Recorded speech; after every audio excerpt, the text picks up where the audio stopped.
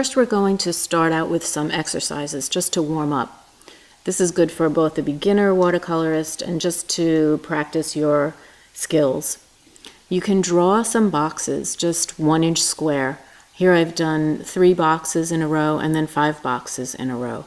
And I've taken a mix of a color, I believe it's sap green in this, and just filled my little wells in my palette with 3 different mixes of the paint with water, so that one of them has a consistency that has more paint in it and is a little thicker, and then another well that has a little bit more water, and then the last well has barely any paint in it at all.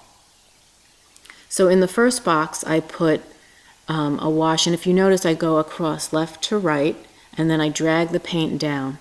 My paper is on an angle, so the water kind of runs down, and then at the bottom sometimes I'm blotting my brush and I pick up that little last bit of paint along the bottom if it seems like it's puddling down there.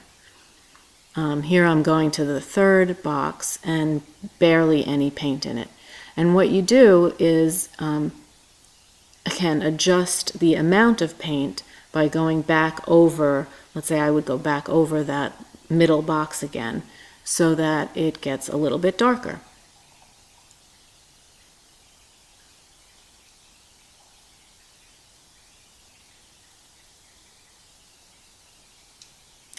Then I'm going to be going into the box on the left with a solution of paint that has more paint in it. And you can, as I said, go back in over these squares again and go as dark as you want. But once again, I'm dragging the paint down. You can see it puddling, and just drag that puddle across. And you work fairly quickly and just pick up that paint at the bottom as it's puddling. I blot my brush on a paper towel and then go back in if I need to.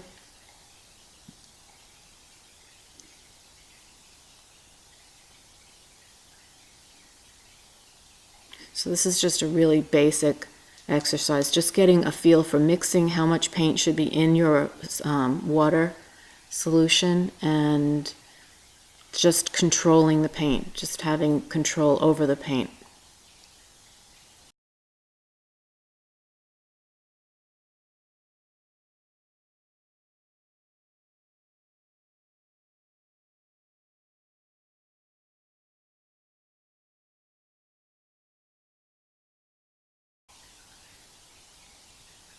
You just continue. You can do this with 10 boxes, 3 boxes, whatever.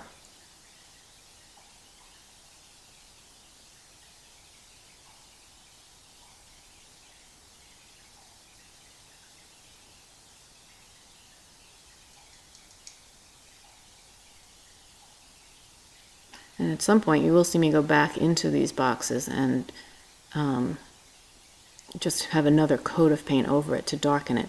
You just want to make sure that the paint that you have underneath is dry so that you're not picking it up.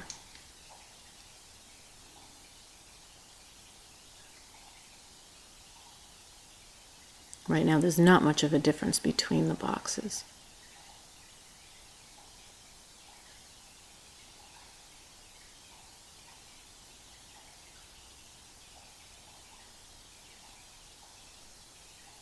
See, the second box on the top row now is dry enough that I can go back over.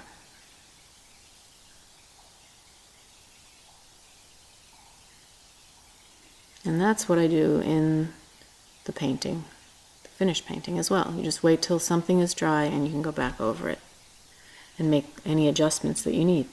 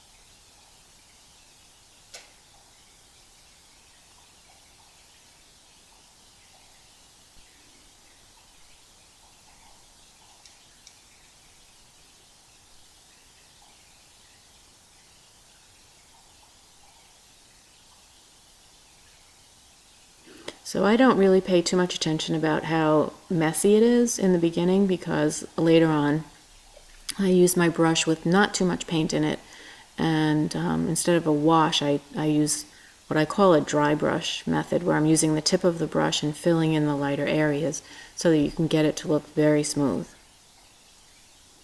So at this point I'm not really that concerned with that.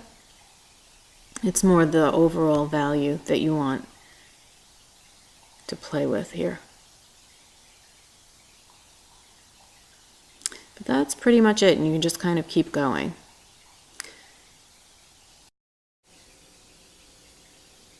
In this exercise, I have two rectangles, and we're going to practice a gradation, smoothing from top to bottom.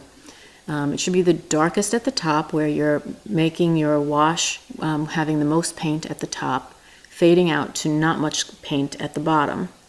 And what I'm doing is using the tip of my brush and filling in the lighter areas, almost like you would with a pencil, trying to get a smooth tone with a pencil. But here we're just doing it with paint, and I keep moving around in the lighter areas, filling in. You can get this to almost look like it's airbrushed if you keep doing it for a good amount of time. As I go towards the bottom, there's less and less paint in my brush, and I'm barely touching the surface of the paper with the tip.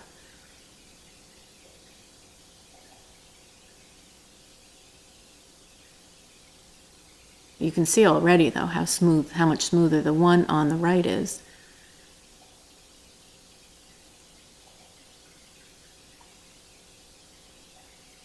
And you can just keep on going.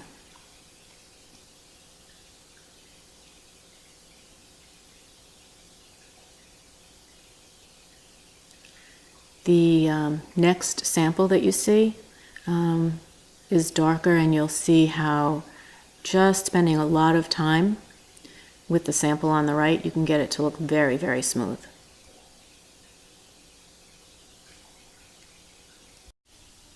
So here we have two darker versions of the same exercise, and you can see the difference between the two. The one on the left, the sample on the left, is very mottled and was done quickly, and the one on the right had a lot more time spent on it smoothing.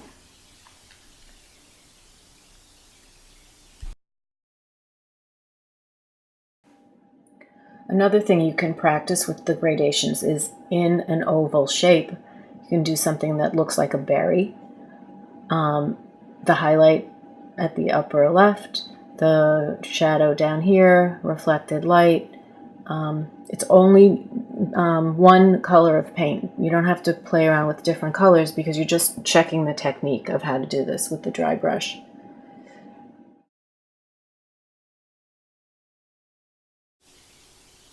This exercise is showing a cylinder or a stem where the light is coming from the right side, and so the darkest area is on the left.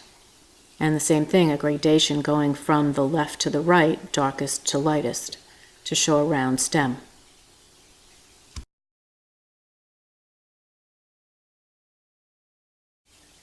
This next exercise is a little more complicated. The veining goes from dark to light, deepest in that dark vein, dark to light, dark to light, dark to light, and the mid vein is darkest in the center, dark to light, and then the little sections are dark to light. It all kind of depends on the light coming from the upper left and how the light is hitting all these little sections, and they all work together. And then we have a leaf.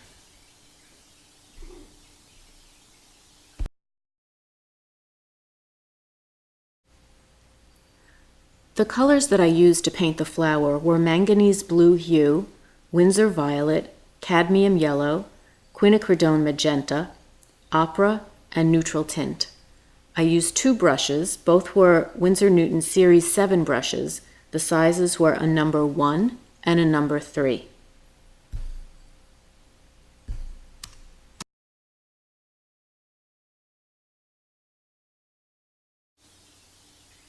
Some other supplies needed would be a cup for water, a palette that has different wells for mixing your paints, a tape, like a drafting tape that's not too sticky, that doesn't tear the paper, a few different erasers. I have a little electric eraser and a kneaded eraser, and I also have this tiny one that gets into small spaces.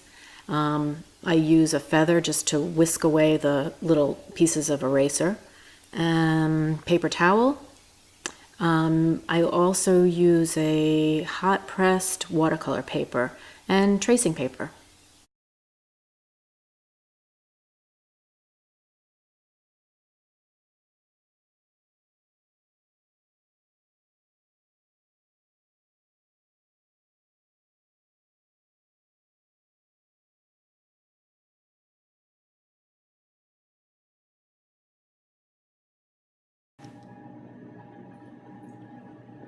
Next, I look through my different color charts. I have a different chart for each brand of paint.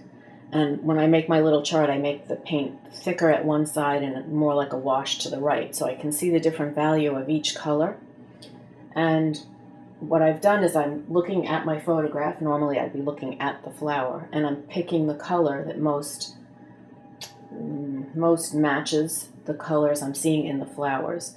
It's never going to be the exact color that the flower is, because you're going to be adding other colors to it to make the accurate shadow.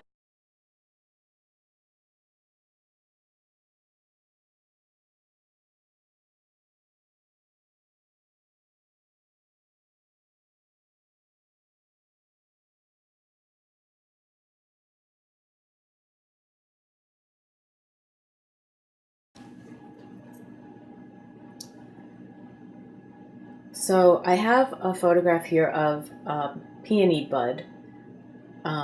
It's one photograph printed 3 different ways in Photoshop. The one on the left is printed lighter so I can see the detail in the shadow areas. The one in the middle is our basic photo, and then the one on the right is printed darker so that I can see the detail in the top little petals coming out of the top.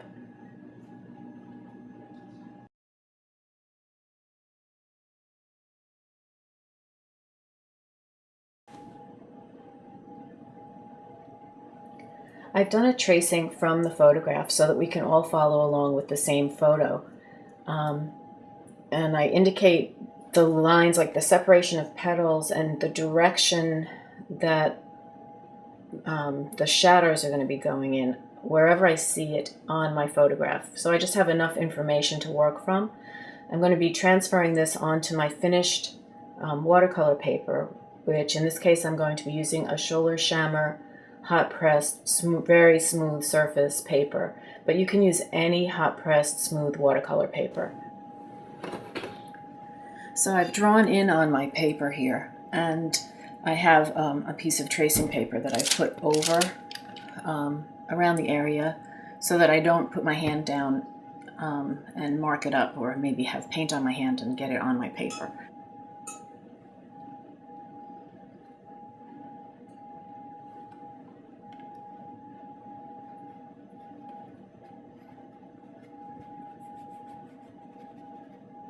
I'm using a number 3 Winsor Newton Series 7 brush.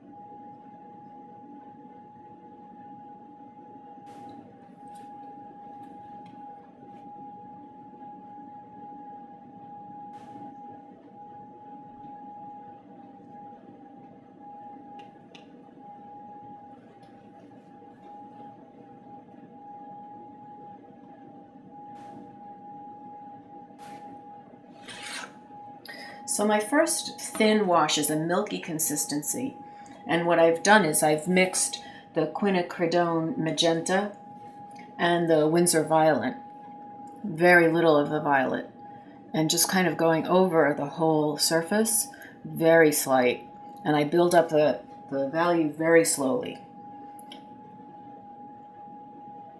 the paper is thin, too thin for my liking, and it has to dry in between coats. So what you're seeing is not really the amount of time that it's taking, because I am letting it dry a little bit in between, or it will break down the paper.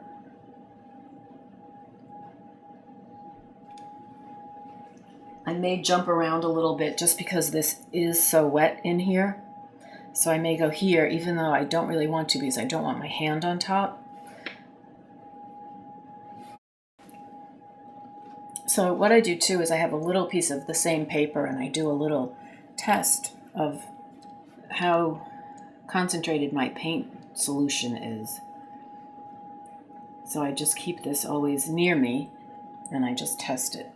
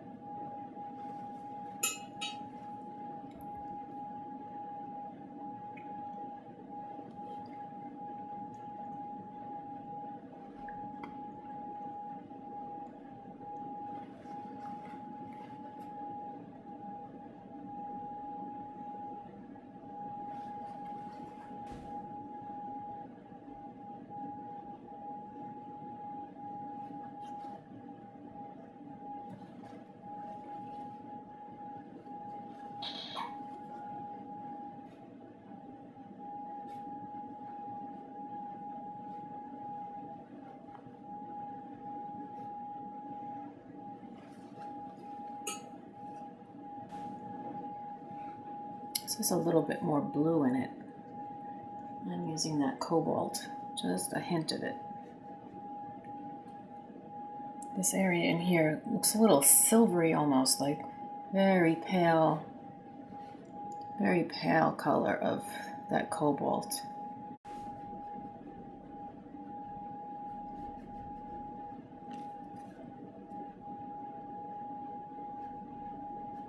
I'm blotting my brush to pick up this hard line.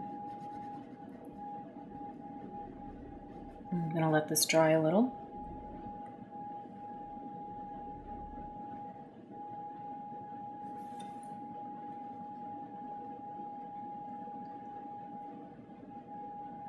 Everything is a mix of the colors that are in my palette already.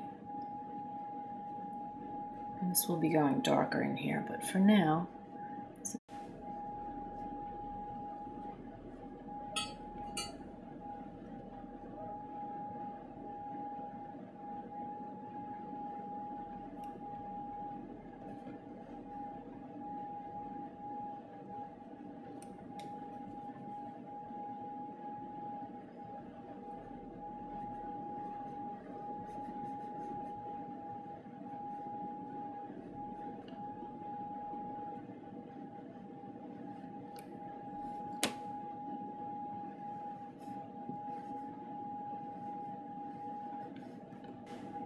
So this part of this petal is more of that hot pink, and here it's more of a bluer in shadow. So I'm going to do a little bit of that opera in that lighter area.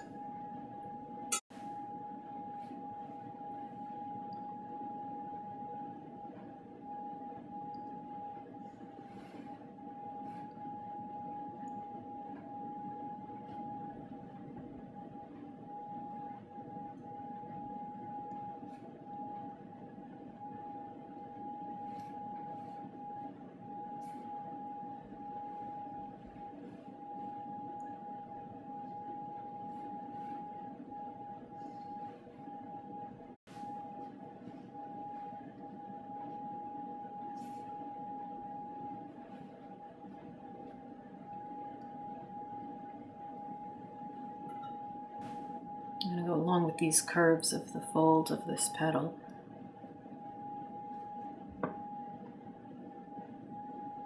Sometimes you can just add water to the color that's on your little piece of paper, just to thin it out that same exact tone.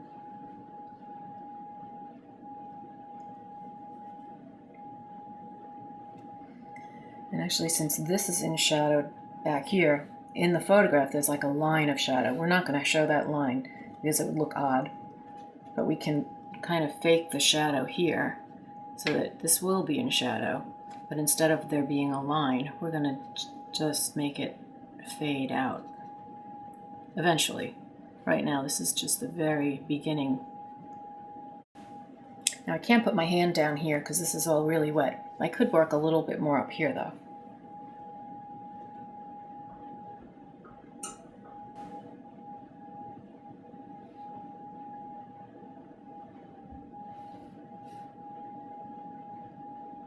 So I've lost my detailing here, so I'm just picking it out a little bit with the brush and the paint.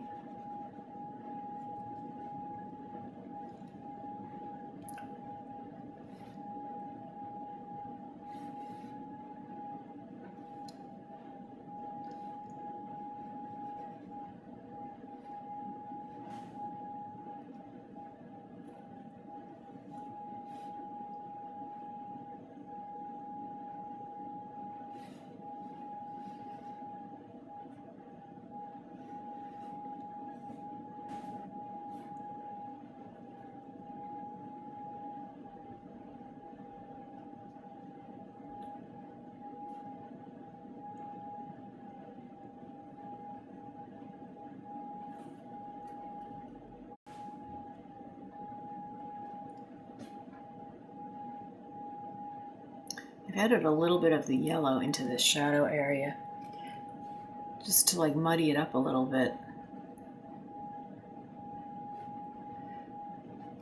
It is shadowy, and the flower tends to be yellow at the center of these petals, which is why you're seeing a little bit more yellows in here. Not yet, but in the photograph you're seeing yellows. So sometimes under here it can be yellow.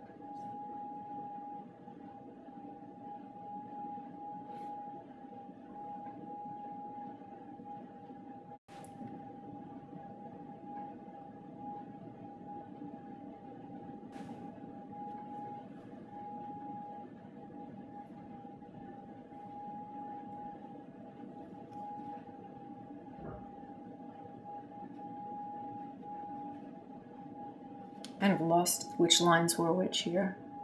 So I'm just going to look back and see.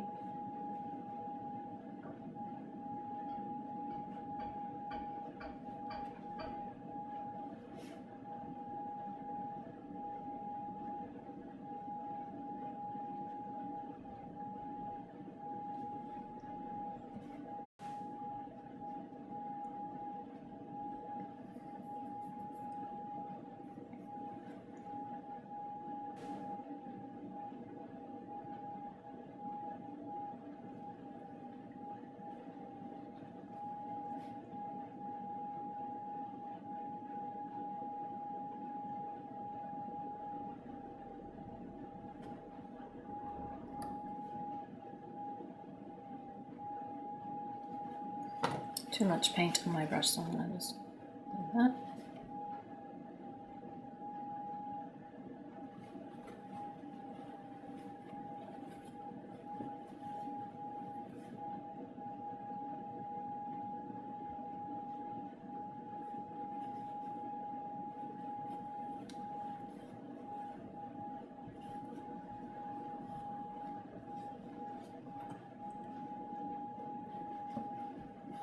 See a little bit of a pencil line there that I don't really want.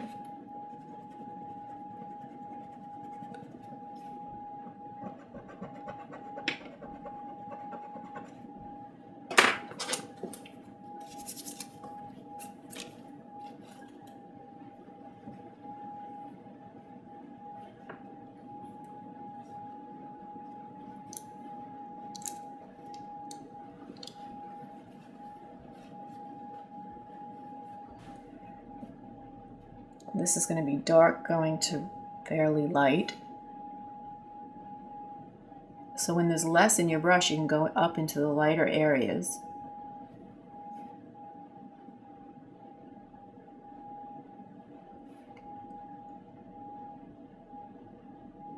This just takes a very long time. And then when I want to go lighter here, I just add some water to what's in my brush. So there's not too much water in there. And go back up into this area. It's puddling there, but it's okay.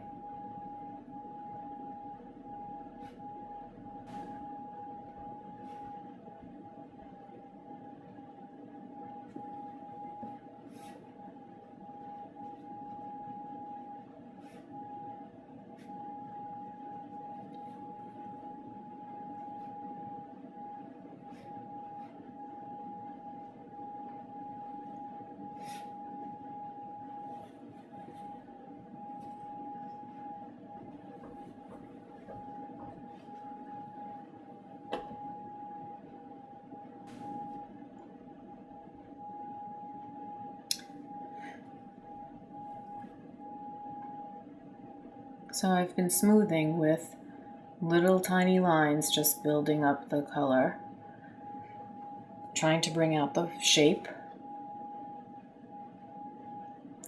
You'll see it's a little darker here, and here it's got some reflected light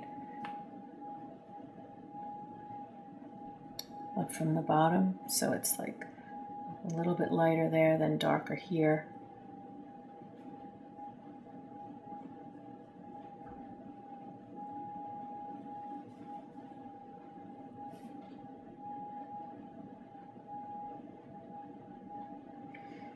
So what I'm going to do now is, there are little lines, maybe here a little darker, just bringing out these little rippled areas in the petal.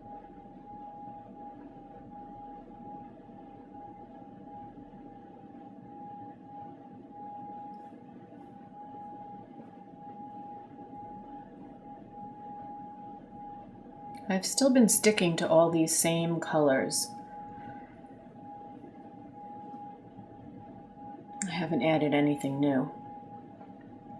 I thought about adding a little Naples yellow because it's such a creamy yellow. Sometimes it can be a bit heavy. You can only use a little bit, so I'm holding off.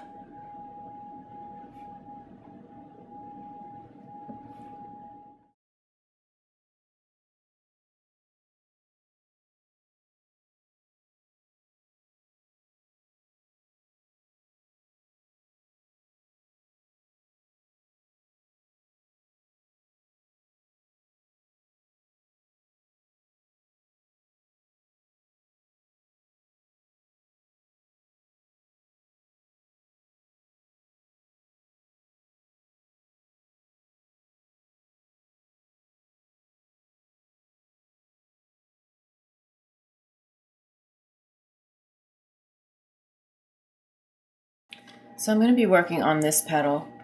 I've made a mix of all of my colors, including the yellow, and I'm going to be putting it in here. It kind of makes it a duller brownish color.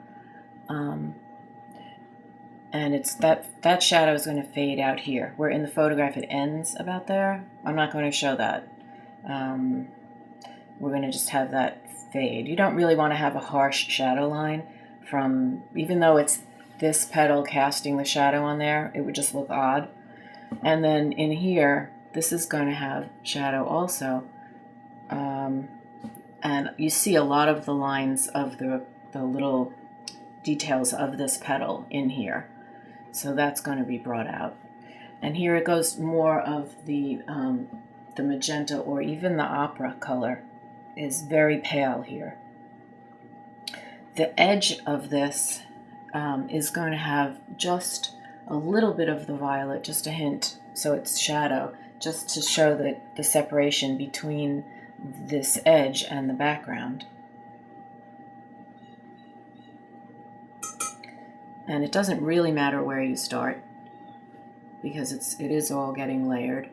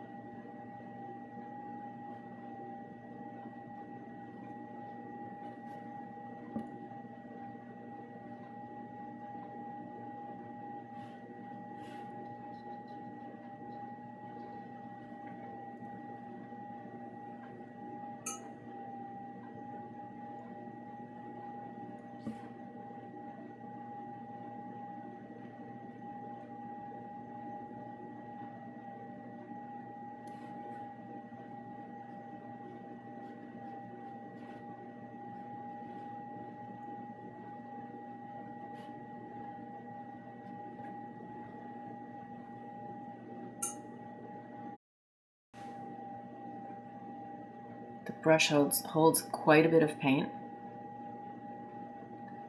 So when there's a lot of paint in the brush, I can go in the darker areas. And when it dries up a bit, I can go into these areas, like pull the same color out into a lighter area. So I'm still putting down paint, but very little.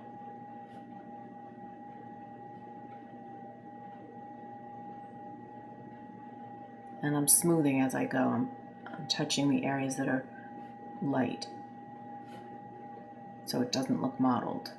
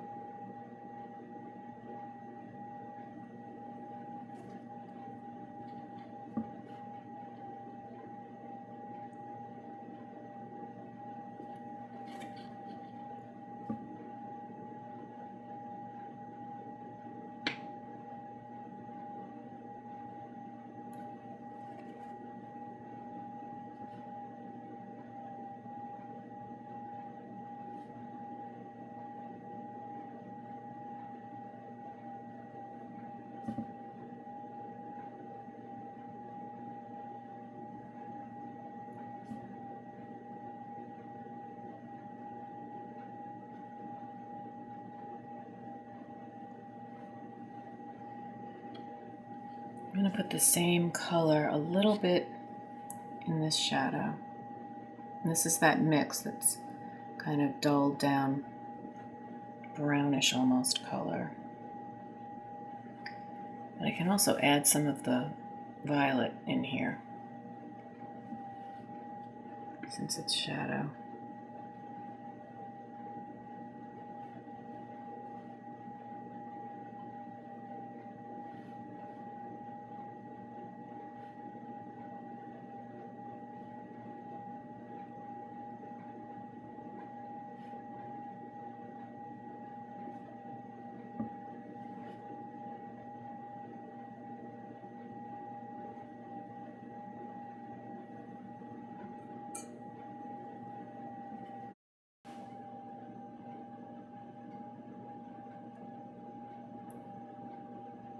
by just pulling the paint out. You can make it in a regular shape.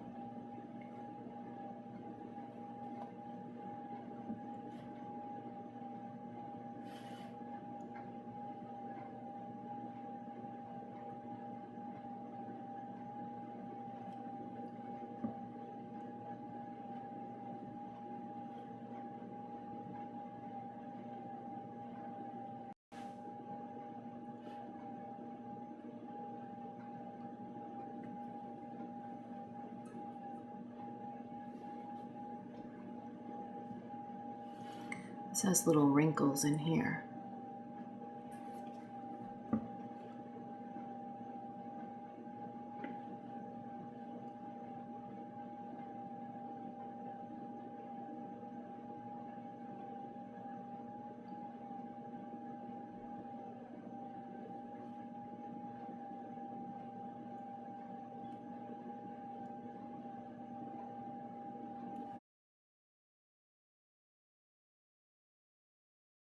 Difficult to see in the photo, but it looks to me like this is inside.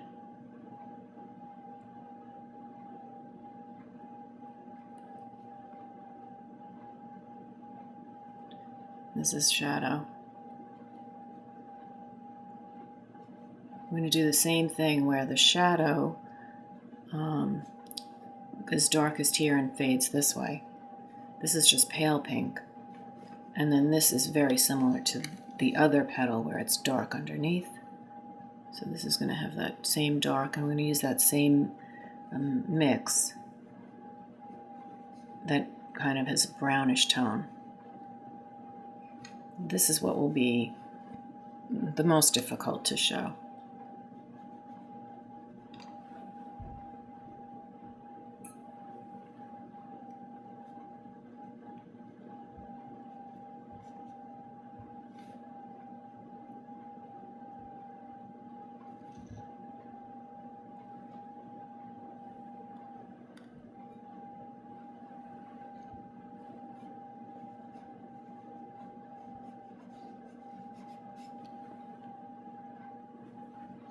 It's just water in the brush to blend that.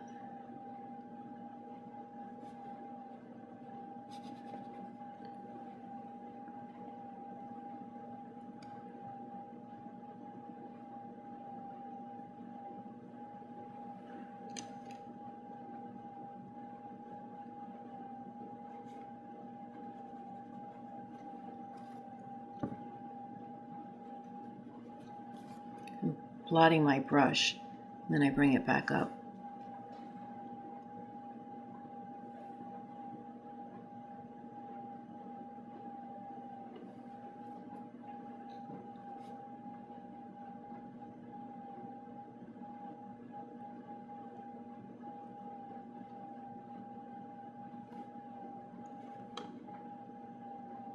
I also, when I drew this petal, I don't know if you noticed, but I didn't have it go straight down like it does in the photo. I moved it over further up so it doesn't look so droopy, just for the design of the flower.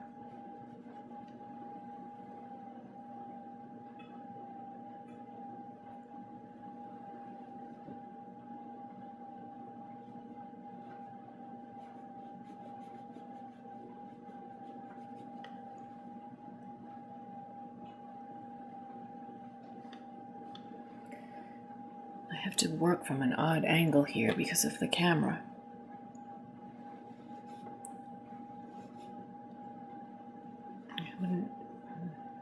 It's just awkward.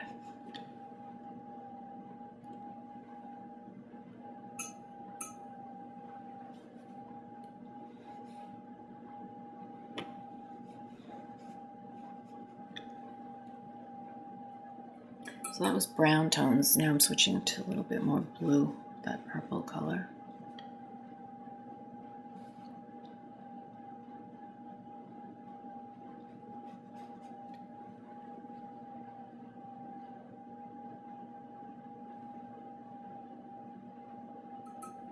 What it is this petal twists.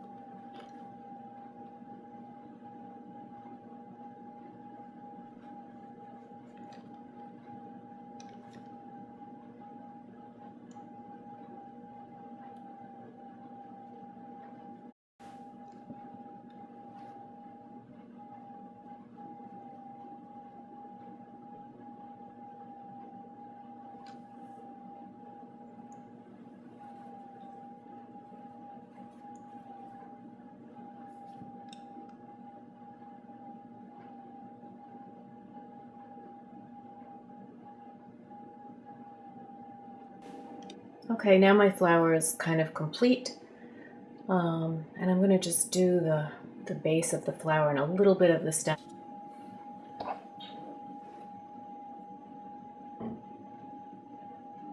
The green that I'm using is a sap green from M. Graham, and the yellow is an azo yellow, also M. Graham.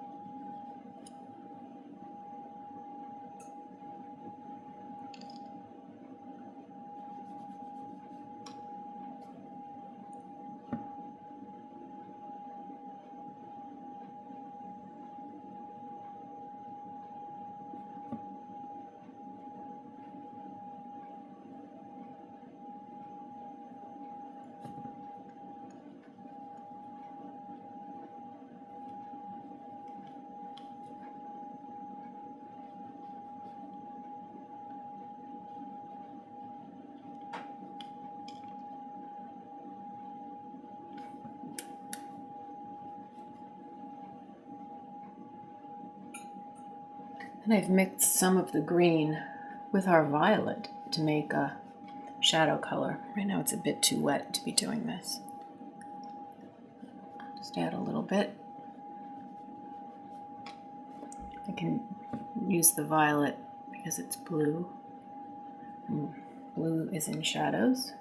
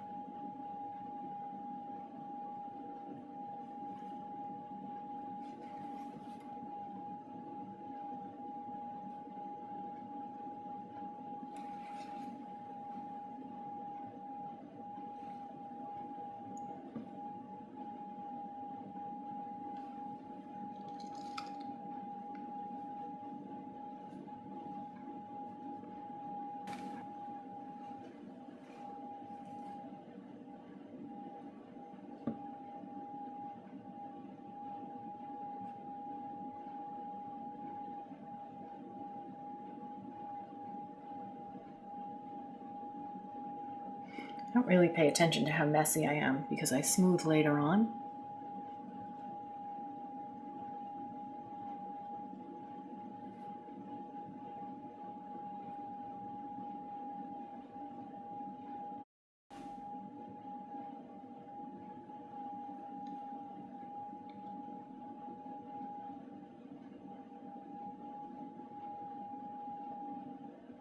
So because this stem is underneath here, I'm going to have a hard dark edge there because it's lit from above.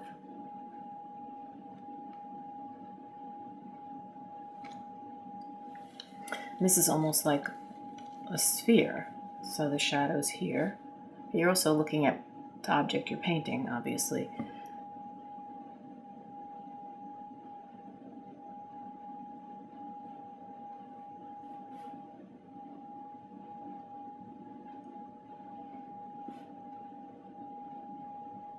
And right now I'm using a 1 brush. I was using a 3 when I first started to block in this green color. And now I'm using a 1.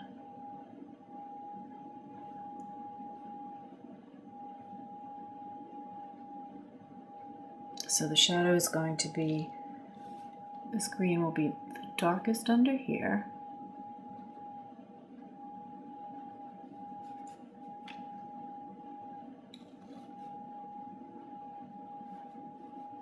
This is reflected light under here, so that won't be so dark. And then this is dark here.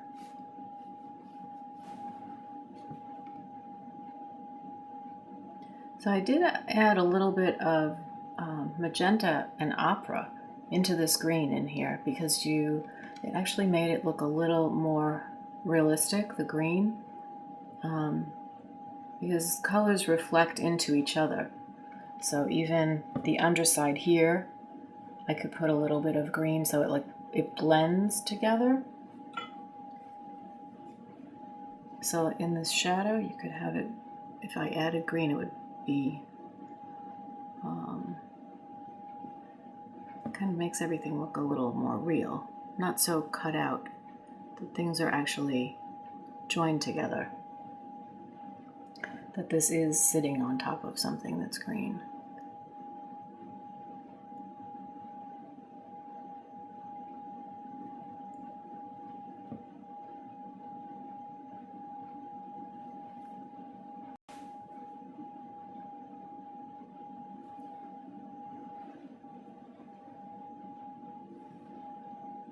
This I'm just going to smooth for now. So wherever there's little lighter areas, I'm putting my brush with the same color that the darker lines are.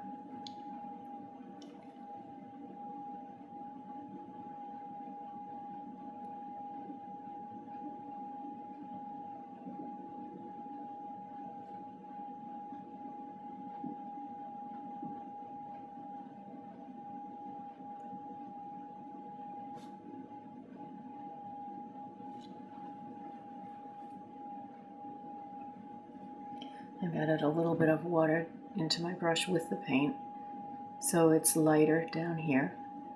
And I do the same thing. In between the lines, wherever it's lighter, I'm going to add some paint.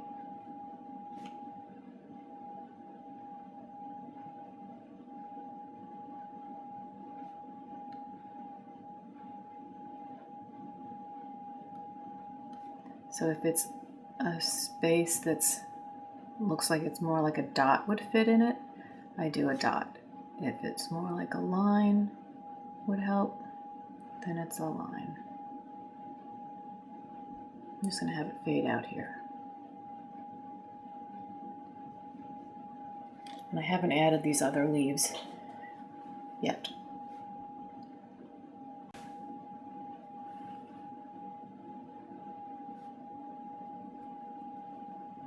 So it often helps when you're done to put the painting in a mirror, hold it up to a mirror and see it in reverse. Look at it in different ways, put it away for a while and take it out, and you'll often see mistakes right away.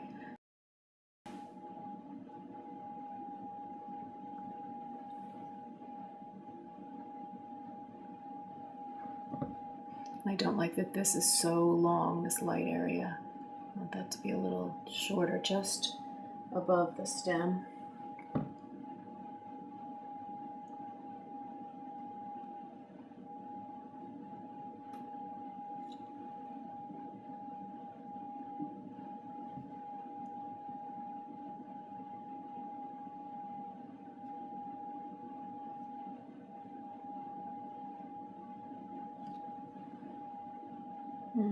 I like that better.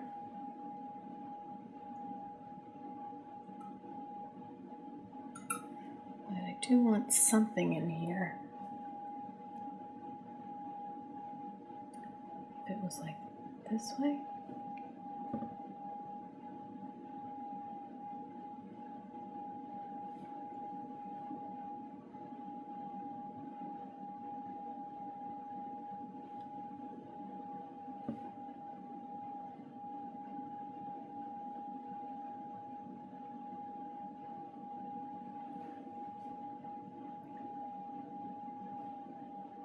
It's looking too flat.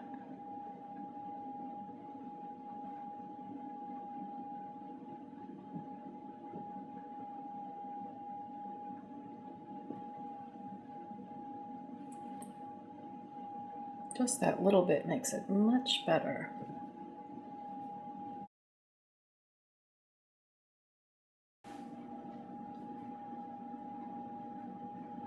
I'm putting a little bit of a wash of manganese blue hue where the light is hitting it.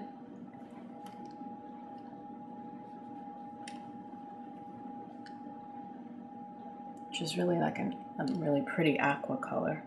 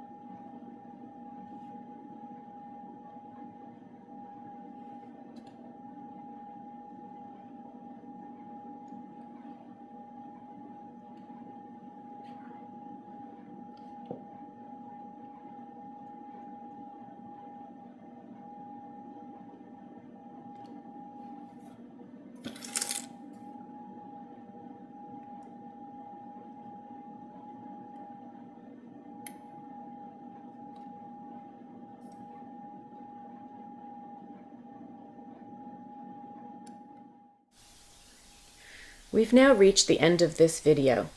If you've completed even a small portion of this flower, that's great. I've been painting quite a long time, and I can tell you it takes a lot of practice. I hope you've had fun and learned something along the way, and please join me again.